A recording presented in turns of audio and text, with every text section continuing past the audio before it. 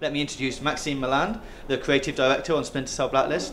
Now, Maxime, for people who haven't played Splinter Cell Blacklist before or haven't experienced the story, where does this take place and what's going on?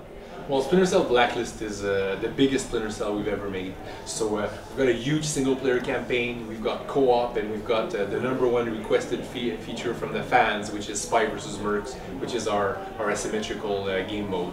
So what's interesting in this game is that Sam is now the leader of Fourth Echelon, and he has to stop the Blacklist, which is a series of attacks on US interests. It's interesting that it's on current gen systems as well and still managed to look that good.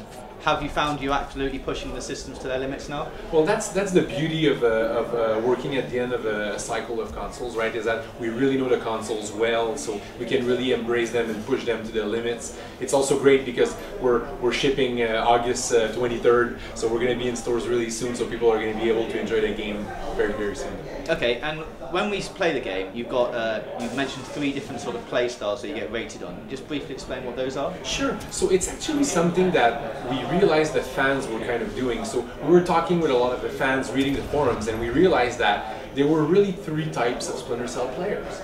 The first type, the more classic, purest Splinter Cell player, is what we like to call the ghost player. He's the guy that doesn't want to be seen, he doesn't want to take out anyone, he wants to be non-lethal. Right? At the other end of the spectrum of playstyles, there's the assault player. He's the guy that, he's like, I'm Sam Fisher, I can do whatever I want, I'm gonna, throw frag grenades, use two-handed weapons, and shoot people, no problem. And then in the middle, there's the type of player that we kind of created in Splinter Cell Conviction, this lethal predator, right? The guy that likes to go in a room where there's 4 guys, the lights turn off, when the lights turn back on, the 4 guys are on the ground, no one knows what happened, right? It's the silent predator, if you want. So we're fully embracing those playstyles. We've designed the whole game with those playstyles in mind. So we've got gadgets that are supporting those playstyles. We've got features, obviously, like you can whistle now to attract the AI, so that's cool if you want to flank them or if you want to take them out.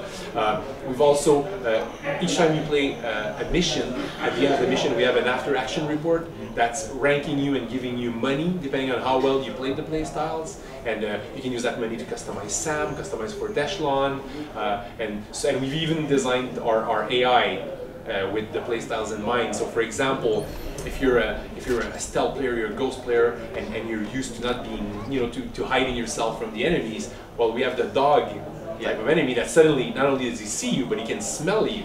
So it's not just about line of sight anymore, it's also about distance to the enemy, so it really changes how you play the game. Yeah, I got attacked by a dog a few times by not realising that he could come and take me out like that. You should have upgraded your goggles, maybe that would have helped you see, see them. I see. And it's important to note that you're not punished for doing either one of those playstyles, so no, you're rewarded. For me, it's important to have a positive reinforcement instead of negative reinforcement. So the way we've designed the whole economy system is, if you're playing assault or if you're playing a bit clumsy, it's fine. You're going to be making some money as long as you're finishing the missions.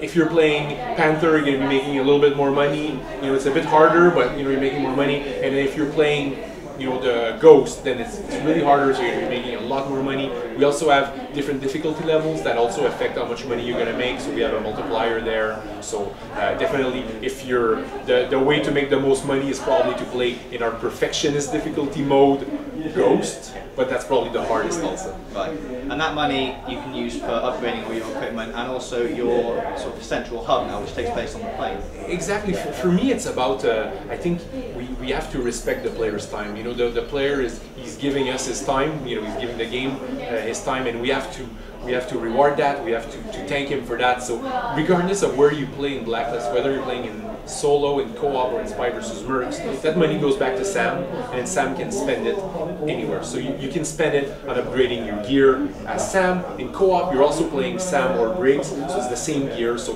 whatever you've customized in solo, it's available in co-op. Then for SVM, for Spy vs. Mercs, you have your Merc, you have your Spy, you can customize all that with the same money, and you can also upgrade Fourth Echelon, which is the Paladin, the mobile headquarters. And it's cool because the upgrading Fourth Echelon is not just a visual customization, it is, but it affects the gameplay. So if you upgrade the cockpit, for example, you're going to get a radar in your HUD that's going to allow you to see the enemies around you.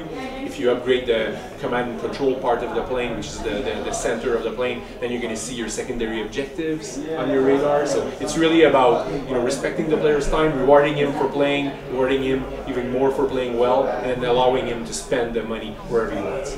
And it's not just the solo campaign you get anymore, there's also side missions that you can activate from your central hub as well, right? Exactly. And what's cool is that they're all tied to different characters in the plane. So we've got the Briggs missions, the Grim missions, the Charlie missions, and the COVID missions. And the Briggs missions, they're the ones that you need to do in co-op.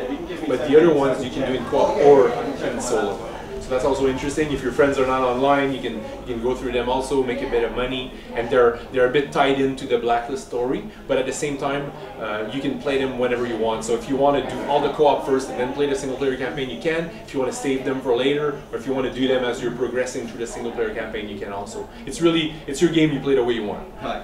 And one thing that I guess encompasses all that, one thing I really liked is on the map at the beginning, yes, you get all your different mission options, yeah, but it also tells you which one's a single player, which one's a co-op, but there's no multiplayer menu as such. You just sort of jump into whichever one you like. Exactly. Well, on the SMI, on the strategic mission interface, it's a map of the world, right? So we're showing you all the locations you can go to, but we're also showing you your friend's online presence. So you're going to be able, let's say you have a friend that's playing a co-op map in solo, you're going to see him. He's going to be a dot, and you can just like press on your A button or on your X button on PS3, and boom, boom, you go in and you join his game and you're playing with him. And then you finish, he goes to bed, let's say, you go back to the SMI, hey, I've got a friend playing Spy vs. Mercs, is there room on his server? Yes, you click, you join. So it's really, you play the way you want.